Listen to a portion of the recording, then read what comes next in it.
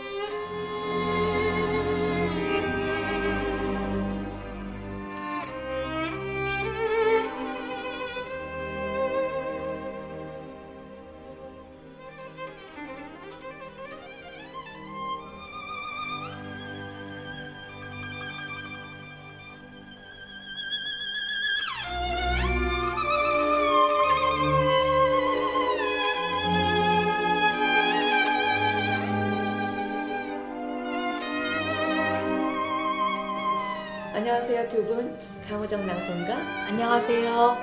저쪽에 계신 분은 최미숙 낭송가. 안녕하세요. 네, 강우정 낭송가님은 올해 전국 시조 암성대회에서 올해 우승자이시고요. 저쪽에 최미숙 낭송가는 그 대회에서 작년에 우승자이십니다. 최미숙 낭송가님한테 좀 여쭙겠습니다. 네, 부부 낭송가로 지금 작년에 화제의 주인공이셨는데요. 오늘 남편 같이 못 오셨어요? 옆자리가 너무 허전합니다. 같이 다니다가 네. 혼자 방송하려니까 너무 아쉽네요. 네. 작년에 그 화제의 주인공이셨는데요. 듀엣으로 그 낭송을 하셨잖아요. 네. 네, 그 이후에 좀 달라진 점이 있다면 같이 이제 다니시는 그런 많은 활동들이 있으셨겠죠? 예, 뭐 시조 뭐 출판 기념회라든지 네. 어디 또 낭송회를 가도 부부 낭송가로서 알아봐 주시는 분들이 많기 때문에 연습도 더 많이 하게 되고 또 부부 낭송가라는 그런 이름에 걸맞게 많이 노력을 해야 되겠다는 생각이 들어서 더 열심히 노력하고 활동하고 있습니다. 네, 그게 참 좋은 점이 있다면 그런 점이 있겠네요. 네. 네.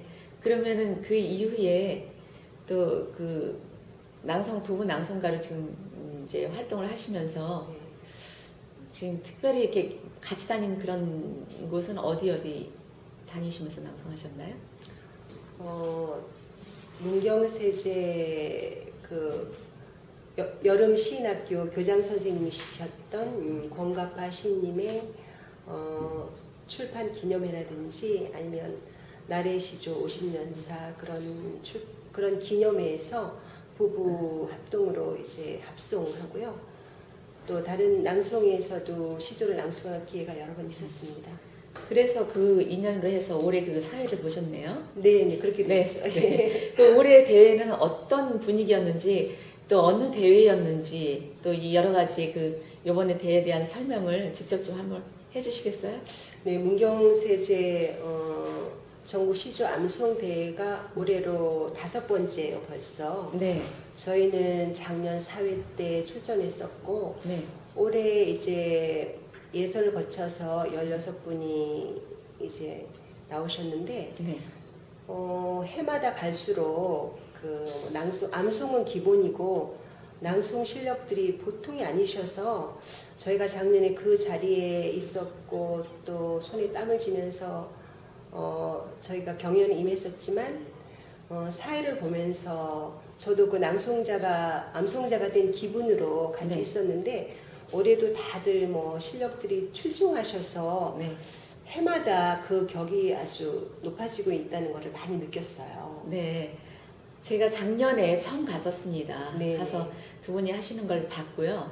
또 듀엣으로 하니까 네. 굉장히 아름다운 하모니가 참 그러셨거든요. 네네. 근데 올해도 제가 가서 이제 직접 사회 보시는 거 보고 또 오늘 그 강우정 낭송가 이제 모셨는데 네. 저는 아주 볼수록 그게 놀라워요. 네. 어떻게 저렇게 토시 하나 안 틀리고 100편의 암송을 저렇게 완벽하게 하실 수 있을까? 저희도 부부가 100편을 외우기는 했었는데 그거를 50편씩 나눠서 또 할당량처럼 네. 열심히 그 작품을 만들어 갖고 합송 또 20편 넘는 거는 거기에 중점을 맞춰서 굉장히 시간 투자를 많이 했거든요. 근데 이번에 우승하신 강우정님 같은 경우는 정말 타고난 낭송가라는 생각이 들고 정말 그 시조를 갖고 노신다는 표현이 맞을 정도로 굉장히 실력이 출중하셨어요. 사회를 보면서도 그런 느낌이 있더라고요. 근데 역시 또 그분이 우승하신 것 같아서 네. 너무 정말 축하를 드리고 싶어요. 감사합니다. 그 강우정 낭송가님 아니 그렇게 암송 100편을 그렇게 어떻게 외우셨는지 그 이 대회에 나간 어떤 동기가 궁금합니다. 제가 이 대회에 나가게 된 동기는요. 네. 올 초 4월에 제가 손목 골절 부상을 당했어요. 네. 네, 수술을 해야 되는데 제가 수술에 대한 트라우마가 있어서 수술을 하지 않고 그냥 깁스를 하겠다고 했어요. 근데 수술을 해야 되는 상황이었기 때문에 그냥 기부스를 했을 때 이 유착 현상이 너무 심해서 기부스를 하는 내내 통증이 너무나 심한 거예요.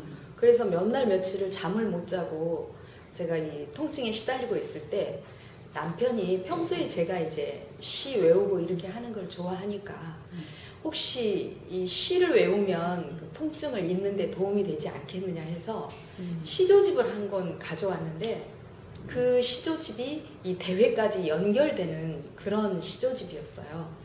그런데 그 시조 100편 안에 오종문 시인의 그 연필을 깎다라는 시가 있는데 거기 첫 소절이 뚝 하고 부러지는 것 어찌 너 하나뿐이리 살다 보면 부러질 일 한두 번이 아닌 것을 이 구절이 딱 와 닿으면서 이 손목 골절 때문에 이 통증을 당하고 있는 제 마음을 네. 너무나 위로를 해주는 거예요. 네, 그래서 네. 이 시를 한번 외워봐야 되겠다. 그렇게 시작이 되었습니다. 거기에서 그 모티브는 거기서 맨 처음 시작이 네. 되었군요. 네.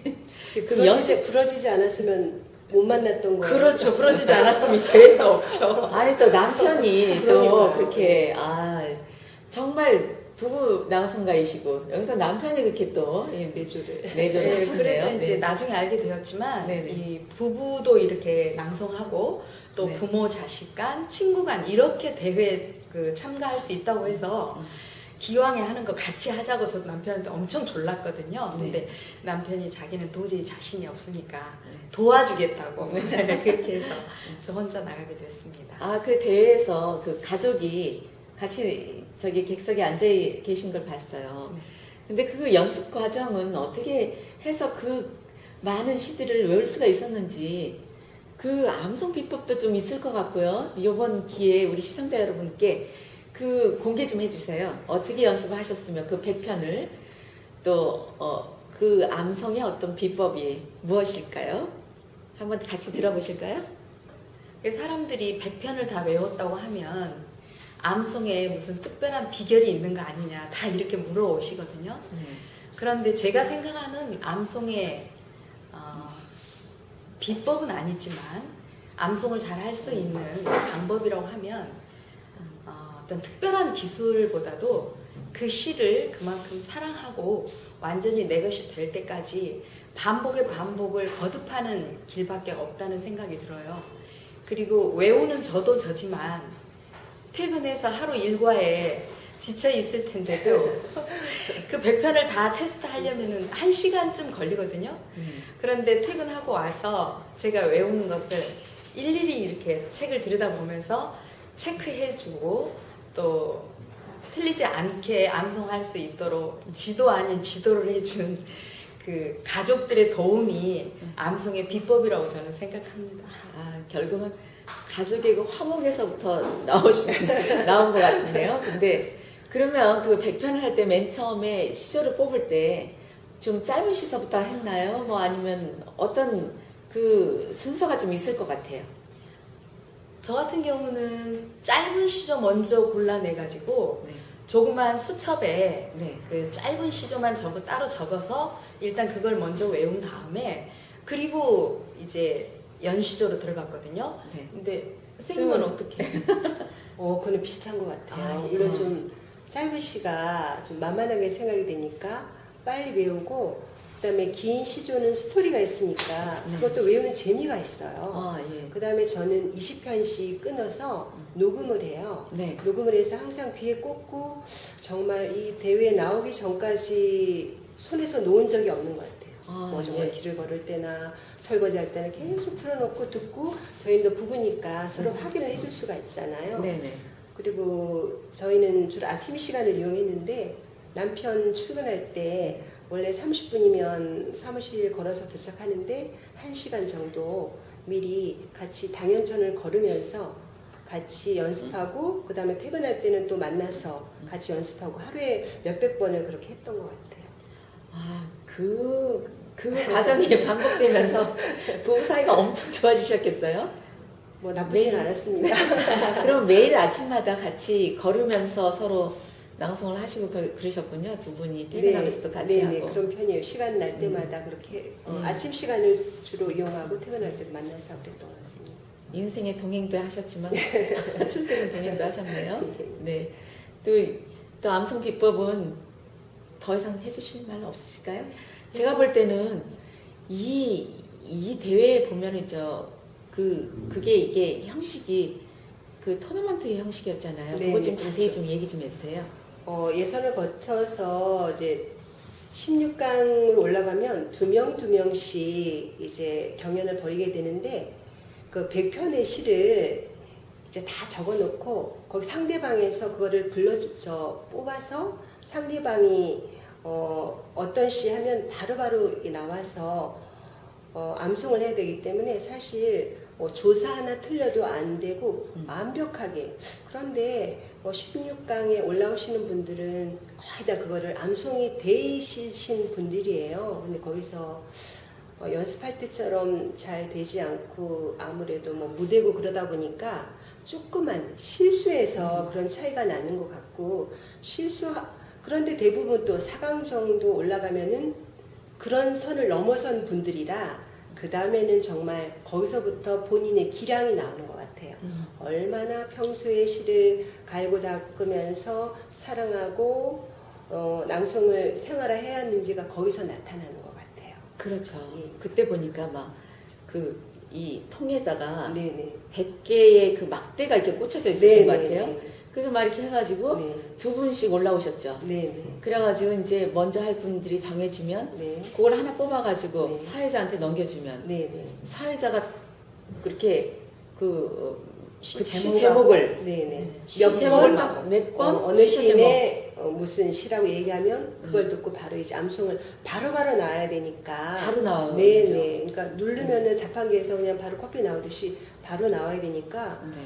뭐 여기서 하는 거는 쉬워 보이지만 네. 얼마나 많은 노력들을 하셨겠어요. 예. 네. 그렇게 이렇게 딱 뽑아가지고 네. 주면은 한번 해보세요. 예, 여기서 줬어요. 그럼 구령포프 한번 여기서 한번 그렇죠. 시켜보세요. 자, 제가 뽑아줬어요. 네. 네. 조은님의 구령폭포. 한번 해보시죠. 구령폭포 조은. 사람이 몇 생이나 닦아야 물이 되며 몇 겁이나 전화해야 금강에 물이 되나 금강에 물이 되나. 샘도 강도 바다도 말고 옥류 수렴 진주담과 만폭동 다 고만두고 구름 비 눈과 서리 비로봉 새벽 안개 풀끝에 이슬 되어 구슬구슬 맺혔다가 연주팔당 함께 흘러 구룡년 청척절에 한 번 굴러 보느냐. 근데 제가 왜 보면은 뒤에 이렇게 자막이 딱 뜨잖아요. 네네. 그러면 이제 대회를 할 때 우리가 쫙 앉아 있고 저는 이제 관객으로 앉아 있었고 사회자시고 또 이제 직접 낭송 출전자이신데 거기서 보면 관객은 여기 뒤에서 시를 바로 볼 수 있어요. 그죠? 근데 그게 막 한문이 섞여가지고 무슨 말인지도 모르겠는데 막 이 출전자는 막 시를 가지고 이렇게 지금처럼 이렇게 작품성을 곁들여서 쫙 그래서 저 시를 완전히 소화해서 저 정도 하기까지에는 도대체 100편을 하기에는 얼마나 많은 연습을 했을까 싶은데 100편을 보통 한 편 다 외우면 총합해서 몇 편 정도 시조를 낭송을 했을까요? 다 합해서 한 10만 번 했을까요? 그래서 횟수를 세어보지는 않아서 모르겠고요. 하여간 네. 1편부터 100편까지 한 번 하는데 걸리는 시간은 1시간 정도 걸린 것 같았어요. 그걸 그냥 매일 그냥 하시는 거죠. 시간 이제 날 대회 때마다. 임박해서 네. 전체적인 연습은 대회 임박해서 했고요. 네. 평상시에는 이제 시간 있을 때마다 가지고 다니면서 암송을 하는데 네. 제가 특히 성격이 굉장히 급하신 분들에게 이 암송을 보내드리고 싶어요. 왜냐하면 운전할 때 이렇게 신호가 막히거나 이런 시간에 굉장히 지루해하고 답답하고 또 심한 경우에는 성질을 내시는 이런 분도 있는데 그런 경우에 이 시조를 외우고 있으면 그런 시간들이 전혀 지루하지 않고 오히려 더 많이 외울 수 있어서 감사한 마음까지 올라오거든요. 그래서 시조를 외우는데 뭐 특별한 시간을 할애한다기보다는 우리가 쉽게 버려버리는 그런 자투리 시간들, 이런 시간을 충분히 활용해서 시조를 외우는 데 쓴다면 정서 함양뿐만 아니라 또 요즘은 치매 다들 두려워하시는데 치매 예방에도 좋고 또 나아가서 이런 대회에 나가서 자기 기량을 한번 점검해보는 것도 일석다조의 이익이 있는 것 같아서 모든 분들에게 이 시조 암송을 한번 권해드리고 싶습니다. 그렇게 많이 하시니까 우리나라의 고유의 시조의 매력을 이번에 충분히 느끼셨을 것 같은데요. 이게 100편을 하다 보면 굉장히 많은 시간을, 오랜 시간, 1년이면 1년을 두고 계속 하시잖아요. 그러다 보면 시조의 우리 매력에 푹 빠졌을 것 같은데 매력은 어디에 있나요? 시조는? 시조의 매력은 제가 처음 낭송가로서 시작을 할 때는 주로 자유시를 낭송했었는데 자유시는 내재된 율격을 읽어가면서 살려서 낭송을 하지만 제가 이번에 시조를 낭송하다 보니까 우리 시조는 정형시이기 때문에 형식이 정해져 있잖아요. 그래서 특별하게 내재된 운율을 따로 만들지 않아도 자꾸 반복해서 읽다 보니까 저절로 이 율격이 살아나는 거예요. 심한 경우에는 어깨가 들썩거리고 이렇게 흥이 나는, 그래서 시조의 매력은 뭐니 해도 이 정형된 율격에서 나오는 리듬감이 매력이라고 저는 생각합니다. 예, 그 리듬감 때문에 이게 외울 수가 있을지도 모르겠어요. 네, 훨씬 외우는 데 도움이 되죠. 우리 최민숙 낭송가는 또 어디에서 매력을 많이 느끼셨나요? 저도 이제 말씀하실 때 뭐 시 낭송과 시조 낭송에 어떤 차이점이 있느냐 그렇게 물으시는 분들도 있는데, 그 시조를 많이 읽고 암송하고 낭송하다 보니까 리듬이 저절로 생겨요. 네. 그래서 처음에는 읽을 때는 뭐 3434, 3434, 3543을 일부러 그를 의식해서 읽는데 많이 수없이 읽다 보니까 리듬감이 저절로 생기더라고요. 그리고 굉장히 흥이 있어요. 흥이 있고 즐겁고 짧지만은 거기에 아주 깊은 뜻도 있고, 그래서 우리가 현대 시조가 시조라는 이름이 붙었지만 어려운 것이 아니고, 또 우리 학교에 다니는 아이들도 저희 학교 다닐 때만 해도 시조 뭐 몇 수 외우는 거는 기본적으로 외웠었는데 그런 것이 교과서에서도 점점 사라지고 뭐 일본이나 그런 나라를 뭐 부러워할 것만이 아니라 좋은 시조, 현대 시조, 어린 아이들에 맞는 그런 시조를 학교에 초등학교에서부터 많이 보급화해서 그런 것이 굉장히 뭐 시조를 암송하고 이런 것이 널리 일반화가 됐으면 좋겠다, 그런 생각이 들어요. 네. 그리고 시조 특별히 그 100편의 시조를 이렇게 접하면서 마음을 움직였던 그런 어떤 식기 같은 것들이 혹시 있나요? 저는 다 뭐 좋은 시마다 개성이 있으니까 그런데 남편하고 합송을 하다 보니까 뭐 이승현 시인의 아내 시편이라든가 아니면 그 정광영 시인의 부부 읽을 때마다 참 가슴이 뭉클하고, 그 다음에 하여간 부부 사랑에 관한 그런 시가 많이 와닿았어요. 부부가 하시니까 혹시 네네. 그걸 지금도 암송이 가능할까요? 잠깐만 다른 거 하고 네. 갑자기 네. 생각이 안 나. 지금 제가 지금 생각이 났어요. 부부 정광영, 한 세상 그대와 나 인연의 끈 달고 와서 기쁨이거나 슬픔이거나 함께 살며 꼬였나니 등나무 자잘한 꽃이 청사초롱 달았네. 남편하고 같이 해야 되는데 혼자 하는 게 익숙하지가 않아요. 혼자 해도 좋은데요. 좋은데요. 네, 저는 이제 시조 학교 다닐 때 교과서에서나 보았던 시조, 그리고 시 하면은 모든 사람들이 거의 대부분 자유시만을 생각하게 되는데 이번에 시조 하면서 현대 시조 안에 그 현대 시 못지않은 이렇게 다양한 것들을 노래할 수 있다는 것에 대해서 정말 다시 한번 놀랐고요. 우리 민족 고유의 그 시이니만큼 모든 사람들이 이 시조에 대한 관심을 더 많이 갖고 또 우리 시조가 발전할 수 있도록 마음을 먹는 계기가 되었으면 좋겠다는 생각을 갖고 있어요. 네. 그리고 네.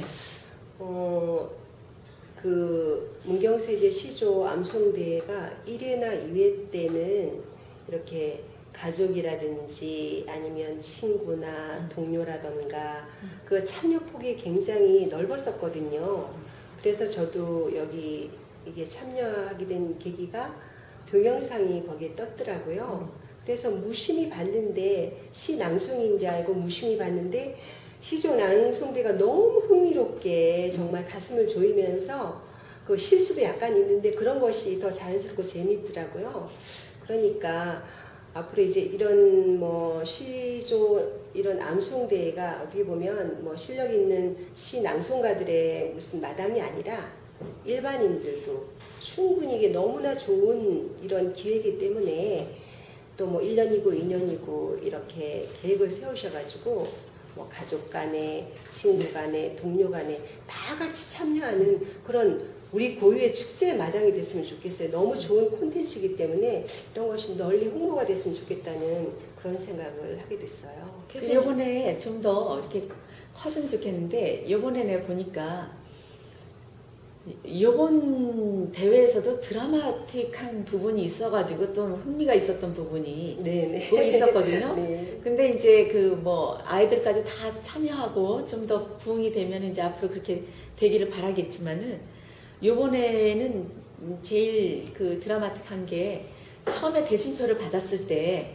네. 지금 그 이해하신 그러니까 우승이 제가 작년에 거기 가서 봤기 때문에 우승이 예견됐던 분이거든요. 그분하고 처음에 이제 대진을 하셨어요. 처음 스타트에 그죠? 네, 근데 저는 그분이 우승 뭐 예견자 후보자인지 전혀 몰랐죠. 네. 그냥 저처럼 처음 오셨나 이런 생각 네. 하고요. 그분이 상당히 그 처음에 했는데 굉장히 처음부터 팽팽했어요. 흥미진진했어요. 흥미진진했죠. 네, 저희 예, 볼 예. 때. 그때 이제 그 심사위원도 막 고민을 하셨는지 7분이 하셨는데 거기가 그거 좀 얘기 좀 해보세요 직접. 그러니까 이제 상대방이 뽑아주는 시를 암송하게 되어 있기 때문에 제가 그분에게 뽑아드린 시는 전부 다 연시조였고 긴 것, 그분이 저에게 뽑아준 시는 전부 다 단시조인 거예요. 근데 아무래도 시가 짧다 보니까 그 시가 가지고 있는 그 멋이라든지 맛을 충분히 이렇게 보여드릴 수가 없는 거예요. 세 편 하죠? 예, 세 편 하는데 근데 그분은 전부 다 그 긴 시조를 완벽하게 다 외웠고 저는 짧은 시조를 완벽하게 외우다 보니까 상대적으로 예, 어떻게 판가름이 날까 저도 정말 조마조마했는데 제가 그때 거기서 떨어졌잖아요. 그게 처음에 스타트에 그냥 시작을 하자마자 떨어졌어요. 예. 근데 이렇게 우승하신 분이 처음에 세 번째에서 바로 떨어지면 얼마나 그때 심정이 극적인, 어땠어요? 극적인 드라마 같아요. 일본으로 네, 약간 네. 한 것 같이. 그때 어떤 그때 마음이셨어요? 심정은 이러면 안 되는데 너무 억울하다. 이럴 수는 없다. 막 이런 심정이었고 어떻게 이럴 수가 있지? 내가 분명히 다 외웠는데 어떻게 내가 다 외웠다는 걸 다 보여드릴 수 있지? 이렇게 버선목 까서 뒤집어 보여드리고 싶은 그런 심정? 그땐 정말 암담했는데 그때 패자부활전이 있다고 하는 거예요. 네, 네. 정말 하늘에서 동아줄이 내려오는 그런 심정. 그랬습니다. 그 당시에 그 심사위원도 실수하셨어요. 왜냐면 그게 골프공에다가 그 청팀 100팀을 했을 때 그 7개만 나와야 되는데 8개가 나와가지고 동점이 됐단 말이에요. 그래서 다시 재투표를 했어요. 그죠? 네. 그만큼 팽팽했어요, 두 분이. 그런데 결국은 패자부활전으로 올라오시고 네. 그분은 이제 계속 뭐 승승장구해가지고 결승에서 다시 만났어요. 네, 그렇죠. 근데 그때 또 3대4로 역전을 네. 드라마로 해서 결국은 되셨는데 네. 그분도 사실 굉장히 잘하셨어요. 그게 색깔이 사람마다 다 음색이고 뭐 자태고 뭐가 다 다르잖아요. 두 분의 색깔이 너무나 극명하게 다르고 다른 개성과 매력이 있어서 네. 심사위원들이 참 힘들었겠다. 고민했죠. 예, 그런 고민했어요. 생각이 저도 들어요. 옆에 있는 사람이 누가 될 것 같냐고 모르겠다고. 그러니까. 근데 이제 그 짧은 시간에 누가 더 심사위원의 마음을 움직였을까? 그거는 엣지 있게 하신 분이거든요. 엣지 있게. 길게 하면 오히려 그분이 더 유리하실 수 있어요. 길게 하면. 왜냐하면 굉장히 안정감 있게 하셨고 또 강우정 낭송가님은 그 뭐라 그러나 그 휘몰아치는 뭐랄까 시를 갖고 놀고 네, 아주 격정적으로. 네. 그렇게 해가지고 아주 대비됐었어요. 결국은 짧은 순간에 더 심사위원 마음을 사로잡은 거죠. 3대4로 역전하셨어요. 네, 나중에 들었지만 심사위원들이 더 손에 땀을 쥐고 제가 틀릴까봐 지켜보는데 조마조마했었다고 하시더라고요. 근데 이제 거기에서 이번에 대회에서 이렇게 느낀 게 조사 있잖아요. 우리가 낭송가들이 그 중요한 단어들을 먼저 외우고 또 그림을 그려서 외우고 나름대로 잘 다 이렇게 외우는 방법들이 다른데 거기서 이제 그 주요 단어만 하다 보니까 조사 같은 거 잘 이렇게 잘 안 될 경우는 조사를 자기가 꾸며서 이렇게 자연스럽게 해가지고 낭송하는 경우도 많잖아요. 근데 여기서는 조사가 저렇게 중요한가? 네, 단어 그 하나가 당락을 좌우하니까요. 그러니까 이 대회 네. 특징이 낭송대회가 아닌 암송대회이기 때문에 암송이 제일 기본이잖아요. 그래서 표현이 아무리 좋아도 하나를 놓치면 무조건 지는 거니까 그건 아주 뚜렷하게 그렇게 해야 되는 것 같고요. 취지에 맞게 그런 것 같아요. 근데 방금 말씀하신 것처럼 이 시조 외울 때 제일 중요한 게 헷갈리는 게 이 조사를 뭘 붙이나요. 그러니까 이 조사를 붙여도 분명히 시의 내용은 맞는데 시의 원문하고 다르면 안 되는 거죠. 네. 제가 이 시를 외울 때 딸이 옆에서 도와줬는데 제가 잘못해서 조사를 은을 갖다가 르리라고 한다든지 이러면 옆에서 그 진같이 생긴 이런 소도구를 가져와서 어떻게나 제 귀에 대고 땡땡땡땡을 치는지 제가 조사 하나만큼은 절대로 틀리면 안 되겠다. 그래서 아마 조사 하나도 틀리지 않고 외운 것은 제 딸의 공이 아니었나.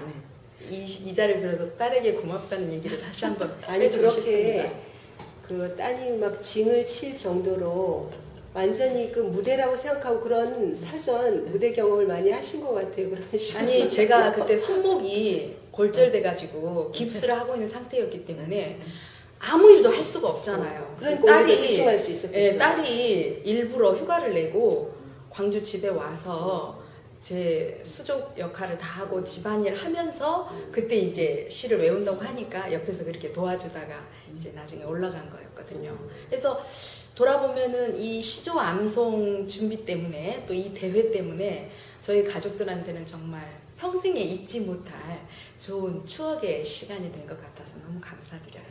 그런데 그때 시를 외울 때 보면 그냥 단순한 암송이 아니었고 어디 낭송에 가서도 정말 다 감동을 받을 수 있을 정도로 다 일리는 충분히 그러고도 남으셨거든요.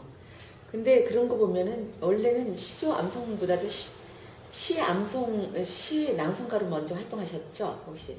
맨 먼저는 동화 구연을 먼저 하게 되었어요. 근데 동화 구연 대회를 나갔는데 거기에서 대상을 받고 그 동화 구연 그 주관하시는 선생님이 광주에서 시낭송가로 활동을 하시는 분이어서 그분이 시낭송을 한번 해보지 않겠느냐 이렇게 권유해서 대회에 나가게 됐고 그렇게 시작하게 됐습니다. 그래서 다른 낭송에서도 뭐 수상 경력이 동화에서 외에는 없었나요? 2015년도 4월에 제가 반달 동화 구연대회 나가서 대상 받았고 그리고 시낭송을 한번 해보면 어떻겠느냐 해서 9월 2일에 나가서 전국 애송시 낭송 대회에서 대상을 받았습니다. 광주 애송시. 네. 네. 또 우리 최미숙 낭송가는요? 저는 그냥 소소하게 좀 있었어요. 네. 2014년도에 문학의 집에서 하는 시낭송대에서 대상을 받고요. 저랑 그때 같이 했어요. 네네. 2013년도에는 그 박경리 시낭송대에서 최우수상을 받았고요. 그다음에 윤동주 씨 암송대에서는 우수상을 받고 남편하고 나간 뭐 포석 조명이 대회라던가 여러 대에서 좀 수상을 좀 한 것 같습니다. 큰 상은 아니고 계속 수상을 한 것 같습니다. 저도 그러고 보면 같이 겹친 데가 많아요. 그렇죠? 저는 그 윤동주 암송대회는 그냥 암송이 낭송하고는 차이가 있더라고요. 거기서는 이제 교수님들이 앉아가지고 심사를 하셨잖아요. 거기서는 이게 조금만 좀 낭송처럼 하면은 감정 과잉으로 떨어져요. 제가 그때 감정 과잉으로 떨어졌을 때 처음 스타트 그러니까 이 낭송하기 전에 제일 먼저 나간 게 거기 윤동주 거기서 한번 떨어진 적 있고 그 이후에는 떨어진 적은 없었는데 거기서 떨어진 경험이 있어요. 네. 그러면 이제 앞으로 신앙송에 그 시조 이제 대상을 타셨으니까 나름대로의 이렇게 어떤 소명 같은 것도 있을 것 같고 앞으로 신앙송에 대한 지금 현재 전국적으로 그 붐도 일어나고 있잖아요. 단체도 많고 대회도 굉장히 많이 생겼고 그런 걸 바라보시면서 이제 낭송가시고 시조 대상도 타시고 하셨으니까 우승자이시고 하시니까 나름대로 소견들을 갖고 계실 것 같은데 이번 기회에 좀 말씀 좀 해주시죠. 먼저 강우정 낭송가님은 신앙송가의 지금 신앙송 붐에 대한 어떤 그 의견 같은 게 있으시면은 얘기 좀 그러니까 해주세요. 나가자마자 이제 대상을 받고 그 다음에 변산 대회에 제가 출전을 하려고 하니까 아무리 작은 대회든 큰 대회든 대상이라는 상을 받은 사람은 출전이 이렇게 자격이 제한이 되더라고요. 네. 그러다가 변상 마실 길. 네, 그래서 나갈 수 없다고 해서 그렇게 한 1년간은 제가 이제 MC로 네. 그 요양원 이렇게 봉사단을 이끌고 이렇게 요양원 찾아다니면서 이렇게 공연하는 이렇게 MC를 한 1년 보고 낭송의 길은 이제 저는 이제 접었어요. 그러다가 이제 이번 기회에 시조라는 또 다른 이 매력에 빠지면서 어차피 제가 이제 시조 암송 대회에서 대상을 받았으니까 시조를 한번 보급하는데 한번 노력을 해봐야 되겠다는 이런 생각이 자연적으로 드는 거예요. 네. 그래서 제가 이제 갔다 와서 주변에 사람들한테 이 대회를 알리고 네. 아직 1년이라는 기간이 있으니까 내년에 암송대회를 같이 한번 나가보자. 이렇게 얘기를 했는데 사람들이 전부 암송에 대해서 일단 겁부터 먹는 거예요. 한두 편을 외우는 것도 쉽지 않은데 어떻게 100편을 외우느냐, 나는 못한다. 그런데 아까 최미숙 낭송가님께서 말씀하신 것처럼 이 문경세제 전국시조 암송대회는 단지 1인이 나가서 자신의 암송 기량을 뽐내는 그런 대회가 아니라 비록 틀릴지라도 부부간에 그리고 부모 자식 간에 그리고 친구 간에 이렇게 시조 암송을 통해서 우위를 다지고 또 친목을 도모하는 이런 아름다운 그런 정서마당 겨룸이 될 수 있기 때문에 이 문경세제 시조 암송 대회를 많은 사람들한테 알려서 틀려도 또 대회에서 수상하지 못할지라도 많은 사람들이 참석할 수 있도록 그런 어울림의 마당을 만드는데 저는 홍보해야겠다. 홍보에 주력해야 되겠다. 이런 생각을 갖고 있고요. 또 사람들이 제가 암송을 잘하니까 아까도 물으셨지만 암송에 무슨 특별한 비법이 있느냐 이렇게 자꾸 물어오시는데 없는 비법을 제가 만들어서라도 그 암송 교실 같은 걸 열어서 많은 사람들이 그 암송을 할 수 있도록 그런 암송 교실을 한번 만들어 보고 싶다 이런 생각이 들어요. 왜냐하면 요즘은 치매에 대한 두려움이 굉장히 많고 치매가 비단 나이 드신 분들만을 공격하는 것이 아니기 때문에 요즘은 젊은 사람들도 이 알츠하이머에 대한 두려움을 많이 갖고 있고 그러는데 암기, 이 외우는 것이 이 뇌를 발달시키는데 굉장히 도움이 된다고 하거든요. 그래서 기왕이면 이 시조라는 매체를 통해서 즐겁고 흥겹고 지루하지 않게 정말 노래하듯이 이렇게 암기를 할 수 있도록 암송 교실을 한번 열어보고 싶은 그런 꿈을 가지고 있습니다. 그 암송이 지난번에 왜 그 심사위원들이 얘기를 하실 때 암송을 좀 지루하지 않게 했으면 좋겠다. 그렇게 얘기를 하셨어요. 그러면서 그분이 이종문 시인이셨나요? 네, 그분의 이종문 시- 시인이셨죠. 그분이 그때 이제 저것도 시조일까 하고 내가 느껴질게 그 대화체였어요. 그죠? 미쳤다고 붙여주나. 미쳐주고 붙여주나. 그래서 자기가 짝사랑했던 어느 한 저희가 네. 그 짝사랑했던 초등학생. 여학생이 또 그 여학생은 다른 사람을 짝사랑했는데 뭐 종문아 뭐 내 이 제가 배한상장 한번 해볼까요? 진짜 네. 그래. 미쳤다고 붙여주나 이종문. 그 옛날 내 친구를 미치도록 짝사랑한 나의 짝사랑이 배 두 상자 붙여왔네. 그 속에 사연 한 장도 같이 넣어 붙여왔네. 화들짝 열어보니 이거 참 미치겠네. 종문아 미안치만 내 보냈단 말은 말고 알굵은 배 한 상자를 친구에게 붙여줄래. 우와 이거 정말 더 붙나 못 살겠네. 에라이 년놈들의 볼기라도 치고픈데 굵은 배 한 상자를 미쳤다고 붙여주나. 뭐 붙여준다. 예, 이랬었죠. 거기서 그렇게 네. 얘기하셨는데, 근데 나는 그래서 이게 이게 율격에 맞았나? 그래서 제가 글자 수를 쉬어봤잖아요. 다 맞아요. 그래서 이 맨 처음에 이 시조 이렇게 보면 이 시조 이거 쉽다. 근데 이게 그랬는데 이게 글자 수가 다 맞는 거 보고 이건 완전 고수가 아니면 못 쓰는 거구나. 그게 다 율격이 맞아요. 이정문 네. 시인님 씨가 근데- 좀 이렇게 네, 재미난 재미난 것 같아요. 재미난 거 많은 것 같아요. 근데 이렇게 재미나게 이제 암송할 때도 지루하지 않게 재미나게 그렇게 하면은 이것도 참 메리트 있다. 왜냐하면 시 암송대회 말고 낭송대회 때는요, 그 율격을 너무 의식해가지고 하는 것 같더라고요. 그때 보니까. 퍼포먼스도 그때 하고 퍼포먼스도, 그랬었는데. 예. 그래서 이렇게 그 시조 100편 할 때는 또 이제 그 이해하신 이행수님은 굉장히 이게 그 율격을 탁 맞춰서 정말 좀 품위가 있게 쫙 했었는데 약간 좀 자유스러운 듯 하면서 표정이고 뭐고 그때 살아서 톡톡톡 움직이셨잖아요. 그런 것도 굉장히 필요하다.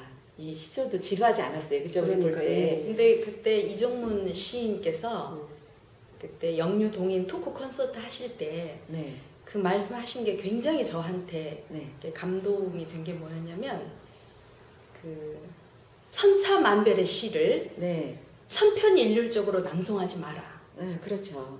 그러면서 어떤 낭송가가 낭송을 하면 저 낭송가는 누구에게 배운 거, 저 낭송가는 어디 출신, 이렇게 전부 표가 날 정도로 천편일률적으로 낭송을 하는 오늘날의 낭송가의 세태를 지적하시면서 그 하나하나에 전부 다른 시의 맛을 충분히 살릴 수 있도록 낭송을 하는 것이 진정한 신앙송이라 생각한다고 이렇게 말씀을 하셨고, 그때 이 미쳤다고 붙여주나 이 시를 이정문 시인이 이렇게 재밌는 버전으로 신앙송을 하셨잖아요. 네.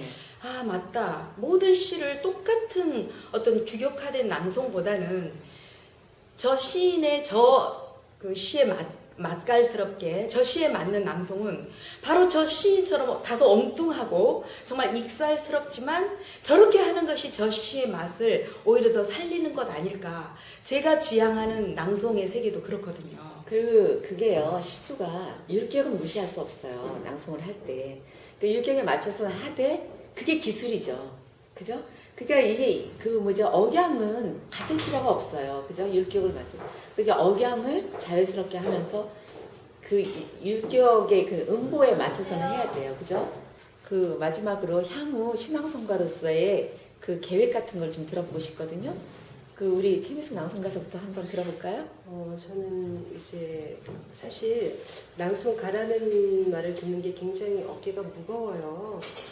제가 과연 이 말을 시조 몇 편하고 시 몇 편 외웠다고 낭송가라는 말을 들을 수 있을까 싶은데, 그러나 저는 끊임없이 공부하고 있거든요. 도움되는 것이 있으면 여러 곳에 찾아가서 계속 공부하고 노력은 하고 있는데, 제가 지금 초등학교 방과후 수업을 하고 있는데 시조 암송이나 시낭송 이런 프로그램이 없어요.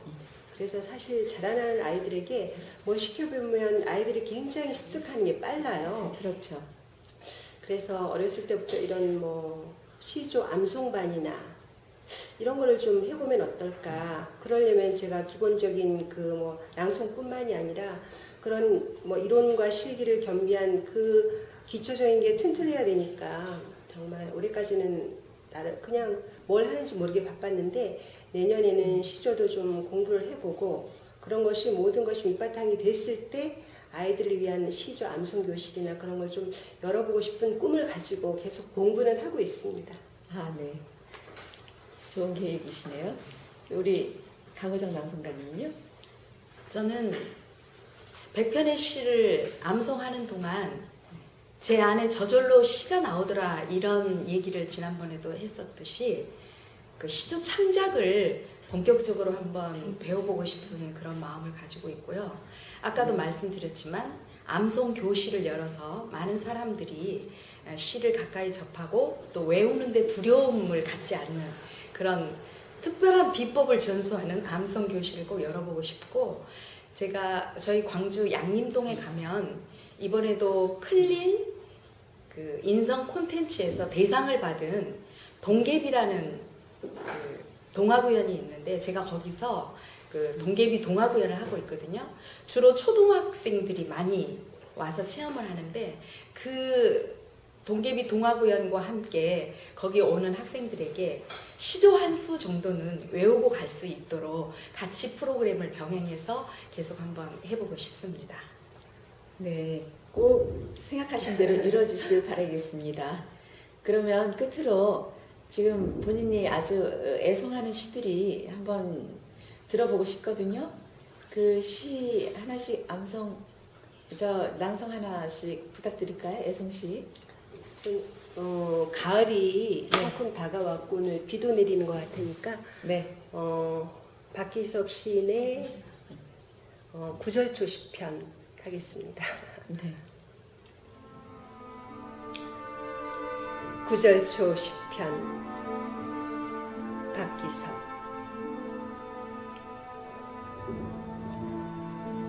찬물을 올려놓고 가을 소식 듣습니다. 살다 보면 웬만큼은 뜰분 물이 든다지만 먼 그대 생각에 온통 짓물러 터진 앞서 못다 여민 앞섭해도 한 사나흘 비는 오고 마을에서 멀어질수록 허기를 버리는 강. 내 몸은 그 강가 돌밭 잔돌로나 앉습니다. 두어 평 꽃밭마저 차마 가꾸지 못해 눈먼 하세월에 절간 하나 지어놓고 구절초 같은 차 한 잔을 올립니다. 너무 좋습니다. 우리 강호정 낭송가님 것도 들어보고 싶습니다. 이 낭송가끼리는 마음도 통하나 봐요. 네. 오늘 낭송을 하나 하라고 하면 네. 뭘 할까? 네. 가을이고 하니까 구절초 시편을 해야 되겠다 그랬는데 어쩌면 미리 알았으면 아니, 아니. 합성을 했으면 좋았을 텐데. 합성. 네, 합성을 그것도 했으면 좋았을 텐데. 좋은 너무 생각이네요. 아쉽네요. 네. 합성을 제가 갑자기 시켜서 시간이 없으면 짧은 거 할까요? 아니면 긴 거 할까요? 긴 거 하세요. 긴 거 할까요? 제가 요즘 푹 빠져 있는 이정문 시인의 작품 해보겠습니다. 묵값은 내가 낼게. 이종문. 그해 가을 그 묵집에서 그 귀여운 여학생이 묵그릇에 툭 떨어진 느티나무 잎새 둘을 냠냠냠 씹어보는 양 신용 짓다 말을 했네. 저 만약 출세를 해 제 손으로 돈을 벌면 선생님 팔짱 끼고 경포대를 한 바퀴 돈 뒤 겸상해 마주보면서 묵을 먹을 거예요.